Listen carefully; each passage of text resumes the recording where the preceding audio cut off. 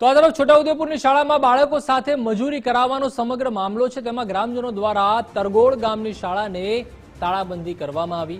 પ્રાથમિક શાળામાં બાળકો પાસે મજૂરી કરાવવામાં આવતી હતી। બાળકો પાસે મજૂરી કરાવવાનો વિડીયો પણ વાયરલ થયો હતો। વિડીયોમાં બાળકો રેતી તગારામાં ભરતા જોવા મળ્યા હતા। કેટલાક વિડીયોમાં બાળકો ટાઇલ્સ ઉપાડતા પણ જોવા મળ્યા હતા। સમગ્ર મામલે ગ્રામજનોએ શાળાના આચાર્યની બદલીની પણ માંગ કરી હતી। સમગ્ર ઘટનાને પગલે તપાસ અધિકારી પણ દોડતા થયા હતા। તપાસ અધિકારી સામે ગ્રામજનોએ ધારદાર રજૂઆતો કરી। તરગોળ મુકામે આજરોજ તરગોળ પ્રાથમિક શાળામાં તાળાબંધી કરવામાં આવેલ છે। એની જાણ થતા ટીપીઓ સાહેબ શ્રી દ્વારા અત્રે સ્થળ ચકાસણી માટે મોકલેલ છે, જેમાં ગામ લોકોની રજૂઆત છે કે ભાઈ બાળકો સાથે જે કામ કરાવે છે એ અન્વયે અમારી રજૂઆત છે કે ભાઈ આ પ્રકારનું કામગીરી બંધ થાય અને એના માટે યોગ્ય કાર્યવાહી થઈ એમની માંગણી છે।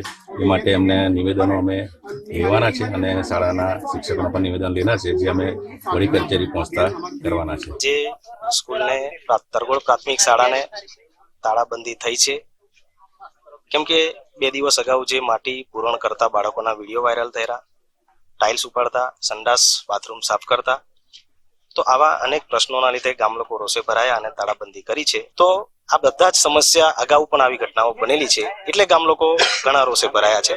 તો બધા કેવલ સારાંશ એક જ આવે છે કે આચાર્યશ્રીની બદલી થાય।